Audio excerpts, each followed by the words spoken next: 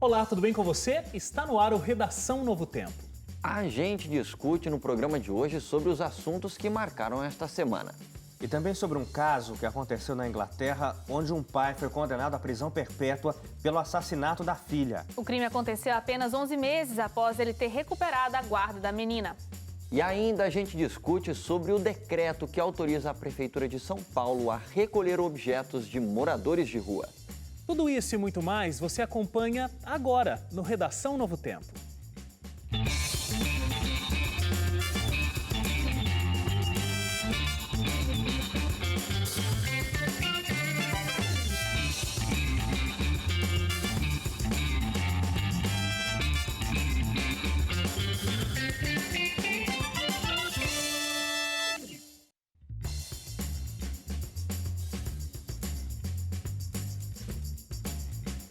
É isso aí, começa mais um Redação Novo Tempo. Muito obrigado pela sua audiência. Você que nos acompanha pela TV Novo Tempo, ou você que nos acompanha aí pela Rádio Novo Tempo, muito obrigado pela sua audiência, pela sua companhia. Trazemos agora aqui vários assuntos que nos impactaram durante a semana para que a gente converse nesse espaço. Eu vou começar aqui dando as boas-vindas para o Hélio Moura, mais uma vez com a gente aqui no sofá do Redação. Tudo bem, Hélio? Tudo certo, Wagner. Um abraço para quem está acompanhando a gente em casa, pelo rádio ou pela televisão. É sempre bom ter sua companhia por aqui.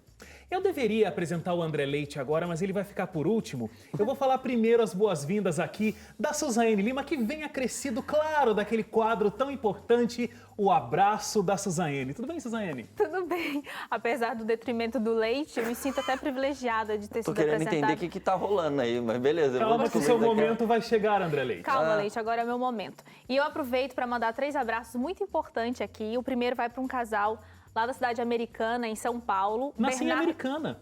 Sério? Você é americano? Informação super importante. É, super importante. Quem nasce Ainda mais no americano é momento do americano ou não? abraço. Eu sou americano, no caso. Então, voltando ao assunto, gente, o abraço que eu estava mandando vai para o Bernardo Patrocínio e para sua esposa Ivanise, que mora em Americana, no interior de São Paulo.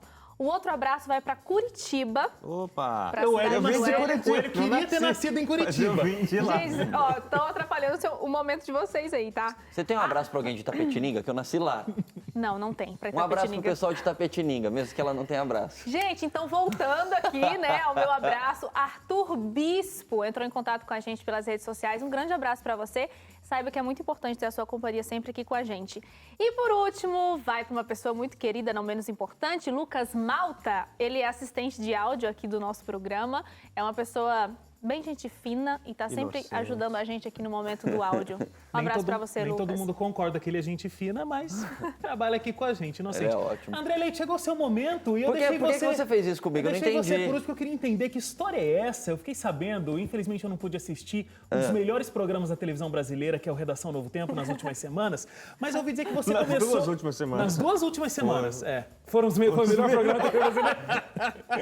Calma que eu tô brigando com ele, daqui a pouco eu brigo com depois você. Entendi. E aí disse que você começou o programa dizendo que era especial porque eu não estava. Mas vamos tentar entender o que é especial. Qual é o conceito de especial? Quando você fala especial, o que você está querendo Que é dizer? muito bom, Não, que é diferente dos outros programas. Exatamente. Aí o segundo ponto tá certo. Muito bom nem sempre é especial. Você já foi sei lá, às vezes tem refeitório da escola assim, que o cara fala, hoje a comida é especial. E não é que ela é especial, que ela é boa, é que é diferente, entendeu? Então, quer dizer que foi diferente porque você não estava. Mas quer dizer que foi ruim porque o Bruno estava? Não, então? pelo contrário, foi muito bom. Olha aí. Foi muito bom. Ó, a Bíblia Mas diz que foi não pode melhor causar com o Bruno intriga do que entre os com- irmãos, tá?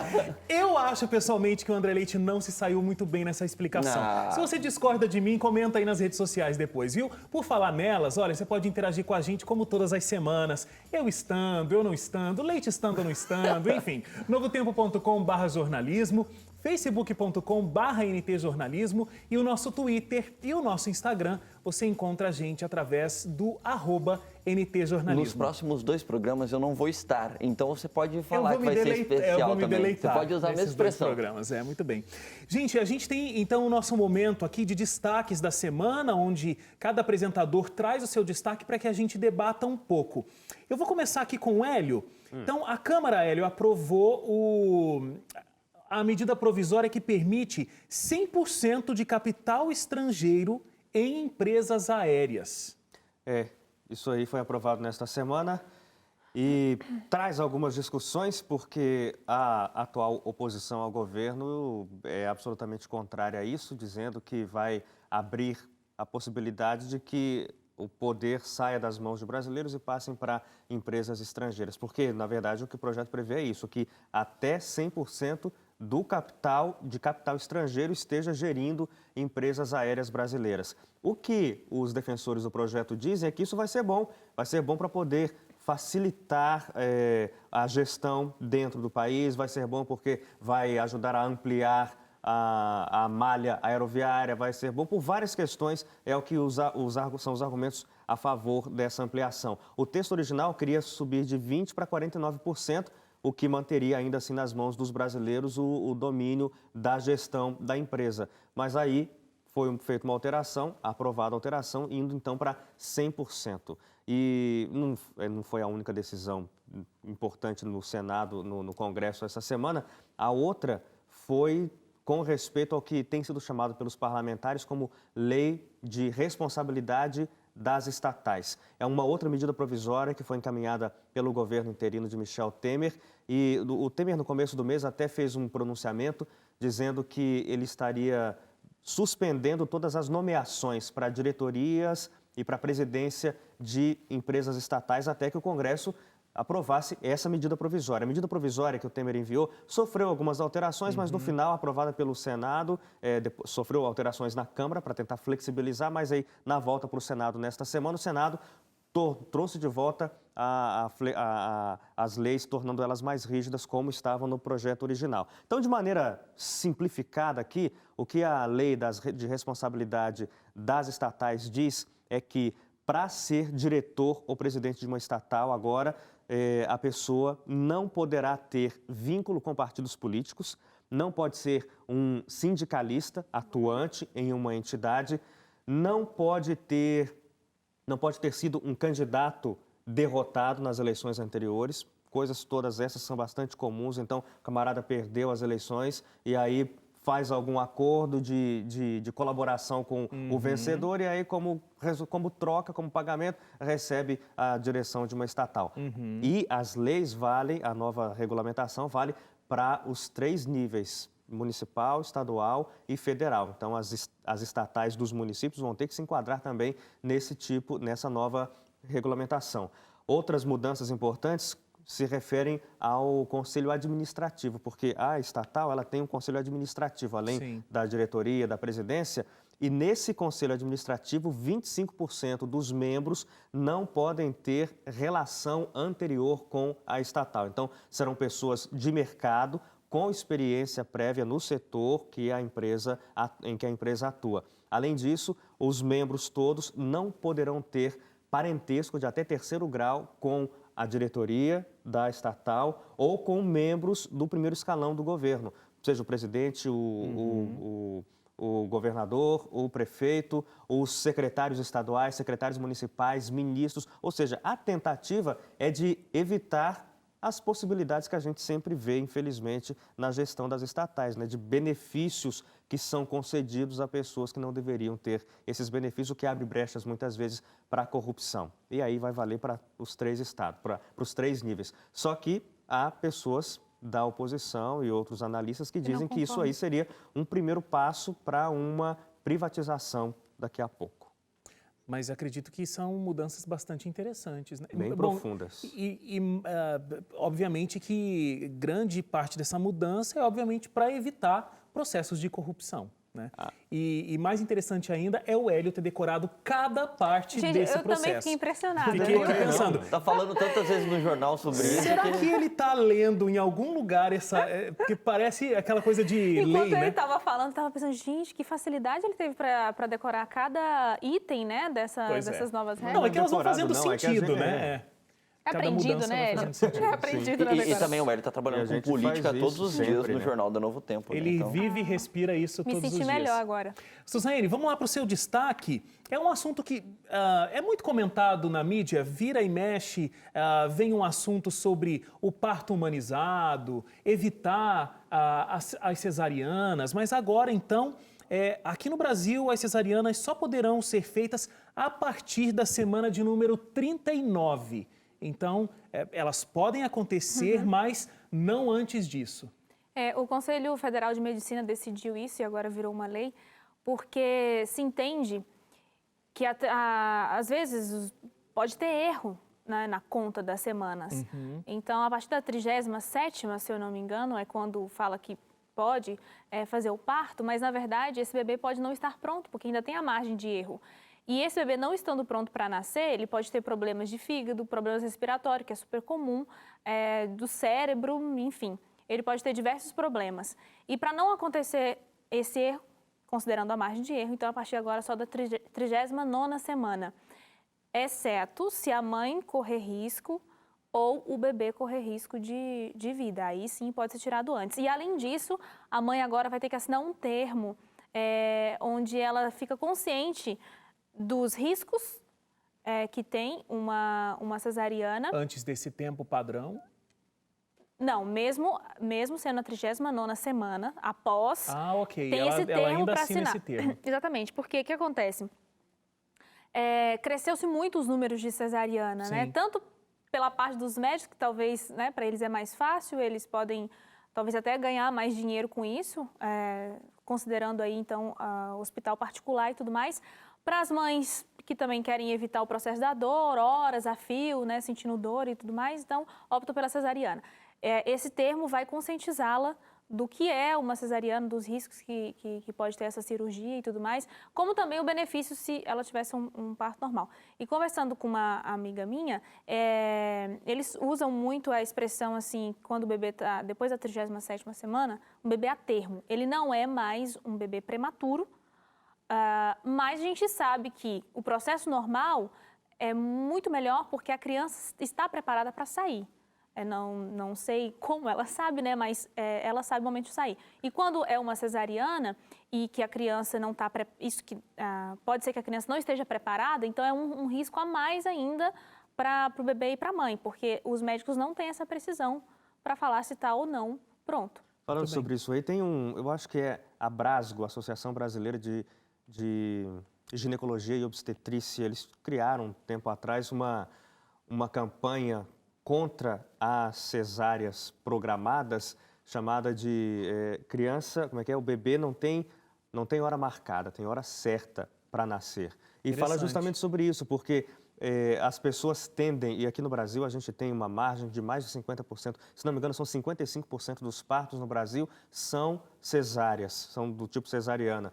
E que boa parte desses partos, a grande maioria deles, não se justificam. E quais são as justificativas para uma cesariana? É isso, ou o risco da mãe ou o risco para o bebê, em que você precisa, em que o médico precisa tirar o bebê para garantir a segurança de vida, tanto da mãe quanto para o bebê, ou às vezes só para um dos dois. Então, mas o que ocorre, e é muito comum no Brasil, e essa é a intenção já do governo desde 2 anos atrás, agora do Conselho Federal de Medicina, é evitar esse tipo de coisa, de fazerem-se partos antes da hora. Embora aparentemente o bebê já esteja formado, mas como a própria federação agora entende e sacramentou isso, a 37ª semana ainda não é a formação completa do bebê. Ele ainda precisaria de mais algum tempo de maturação para que os órgãos estejam realmente todos prontinhos para nascer. A gordura que envolve o cérebro, que na 36ª, 7ª semana ainda não estaria completa, e isso pode dar problemas até na questão cognitiva de esse bebê, essa criança, vir a ter mais dificuldade para o aprendizado do que se tivesse ficado até o tempo natural de gestação. Então, eu acho muito interessante isso, de que o bebê não tem hora marcada, tem que ter hora certa. Mas, infelizmente, o que é uma prática comum é isso.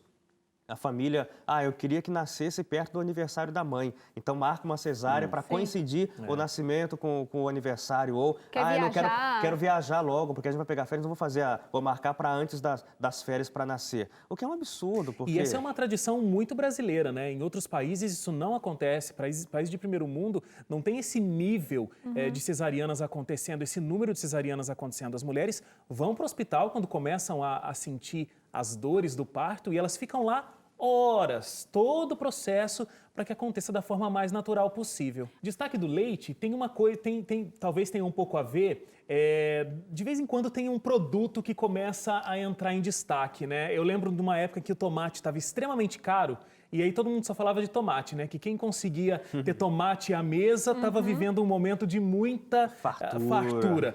E o feijão entrou nesse pódio aí nessa semana. E você tem uma notícia justamente sobre isso, né? É porque nessa semana o presidente Michel Temer, ele pediu para o ministro da Agricultura, o Blairo Maggi, tomar alguma medida para importar feijão aqui para o Brasil, para tentar fazer com que o preço do feijão abaixe e você aí de casa que está ouvindo a gente ou assistindo possa comprar feijão mais barato, porque está muito caro, né? Esses dias, inclusive eu fui pesquisar um pouco mais depois para saber por que estava tão caro, porque eu fui no mercado, aí minha mulher me perguntou, por que está tão caro o feijão? Eu não sei, o que está acontecendo? E muita gente nem sabe, né? Ficar compartilhando nas redes sociais, porque... Então, o grande detalhe teve um período de seca nos locais onde mais produz feijão no Brasil. Isso fez com que boa parte da safra se perdesse. Isso fez com que a demanda por feijão do brasileiro continua. Todo mundo come feijão e arroz. Só que tem menos feijão no mercado, ficou mais caro. Então vamos lá para o grão de bico, vamos lá para a lentilha, que vai ser mais fácil nesse momento, né? Deixa eu fazer um comentário. Eu já até sei o que você vai fazer. Eu estava vendo a transmissão a NBR transmitiu o Blairo Maggi falando, né? E ele estava dizendo assim, vou tentar simplificar aqui as palavras dele, mas ele dizia o seguinte, que o mercado brasileiro de feijões é dominado por um grupo muito pequeno de empresas que oferece esse serviço. E mesmo a importação é feita por essas mesmas empresas. Então ele falou, a gente precisa trabalhar para acabar com essa oligarquia praticamente que existe. Eu estava dando risada enquanto ouvia ele falar, porque, para quem não sabe, Blairo Maggi é o rei da soja no Brasil. Então, ele estava falando contra os grupos que dominam o mercado de feijão. Mas a soja tudo bem. Não vamos falar da soja aqui, não, tá? A soja fica tranquila. Eu pensei que você ia rir de mim fazendo um meme tipo Bela Gil. Vamos substituir o feijão por outra coisa. Hélio, vamos lá para o seu destaque agora. Então, o Jair Bolsonaro, ele está sendo réu por supostamente incitar estupro e injúria. Explica pra gente como que se deu esse processo. Foi nesta semana o Supremo Tribunal Federal aceitou uma denúncia que foi feita pela Procuradoria-Geral da República. O Rodrigo Janot, que é o terror dos políticos corruptos, também agora pegou no encalço do Bolsonaro.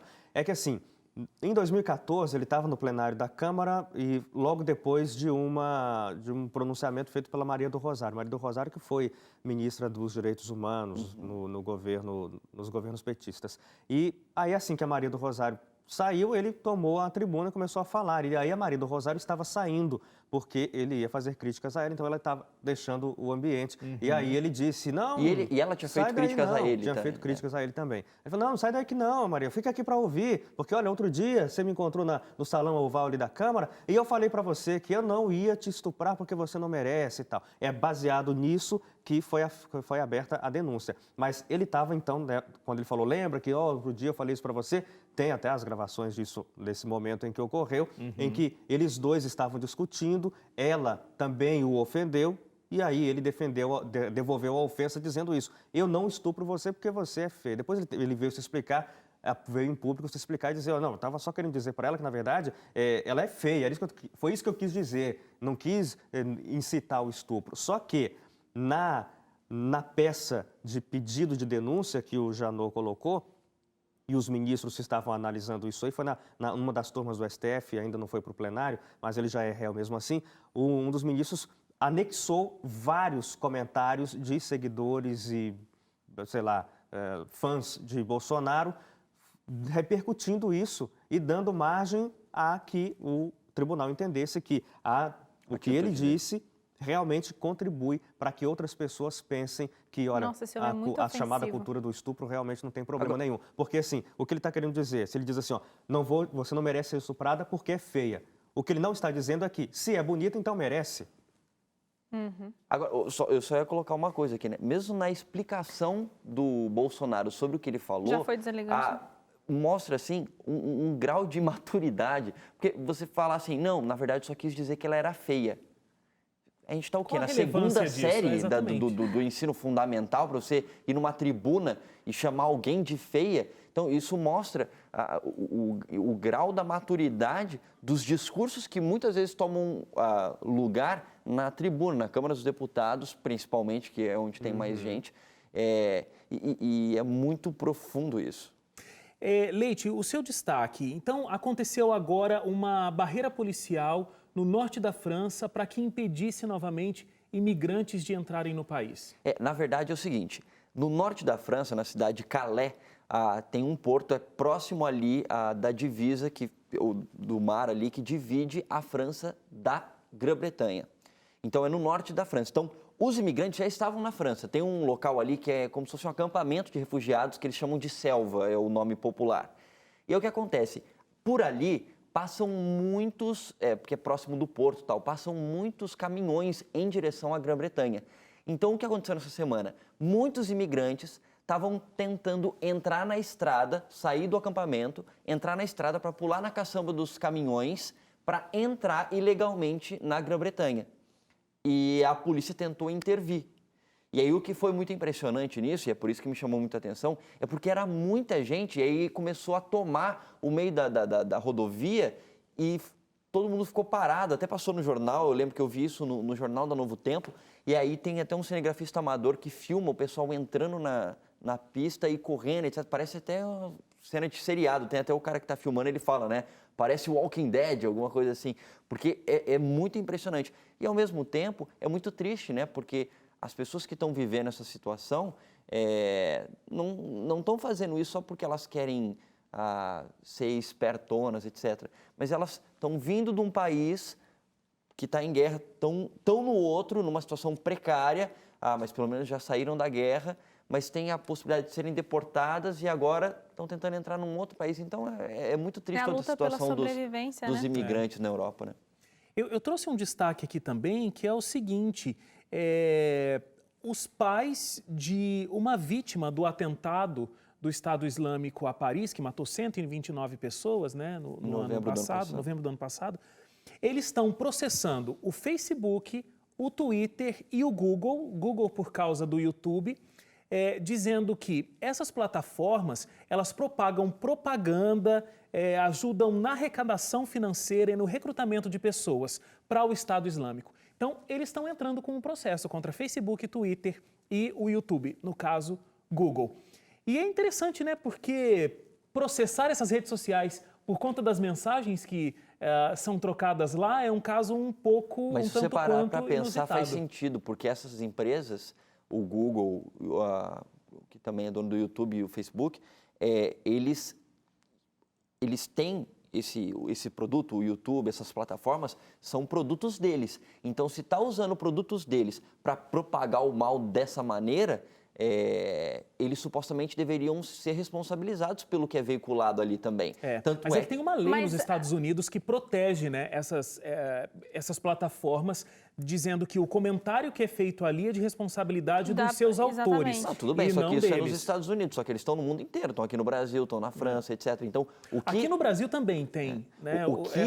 Esses processos estão querendo fazer é basicamente fazer o seguinte: donos do YouTube, do Google e do Facebook, faz o seguinte, apaguem todas essas postagens que têm a ver com o Estado Islâmico, não deixe mais eles usarem essas plataformas. Basicamente é isso que eles estão querendo. Fala, Suzane, que a gente tem que ir para o intervalo. Não, eu ia dizer que é delicado isso daí, porque pode abrir precedente para outros crimes, outras situações.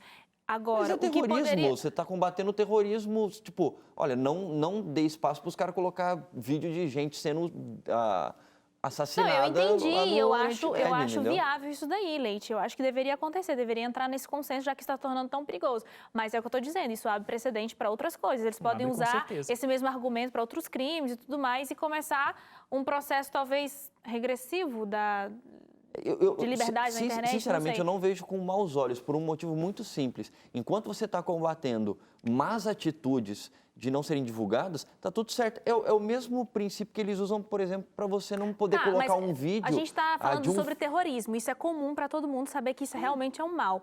Mas e se entrar outros assuntos? Quem é que vai julgar?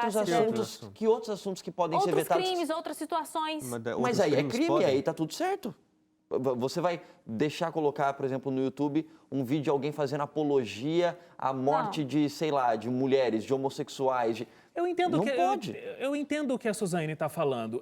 Eu acho que realmente vocês têm razão nesse sentido. É terrorismo, é crime, né? O Hélio colocou isso. Agora, realmente existe a liberdade de expressão e qual o limite entre a liberdade de expressão e o que deixa de ser um conteúdo aceitável ou não, pode ser uma coisa que acaba abrindo um precedente. Essas próprias entendeu? plataformas já têm a sua própria política para algumas coisas, por exemplo, imagens de nudismo. Eles não pode. automaticamente eles já bloqueiam. Então, É se interessante, bloqueia uma por que imagem de nudismo, por que não bloqueia o Estado Islâmico? Entendeu? Exatamente. Gente, a gente tem que ir para o intervalo. Logo depois, a gente discute sobre a polêmica envolvendo a justiça britânica, que devolveu a guarda de uma menina ao seu pai, mas ela acabou sendo morta por ele alguns meses depois. Daqui a pouco, não sai daí, o Redação volta já.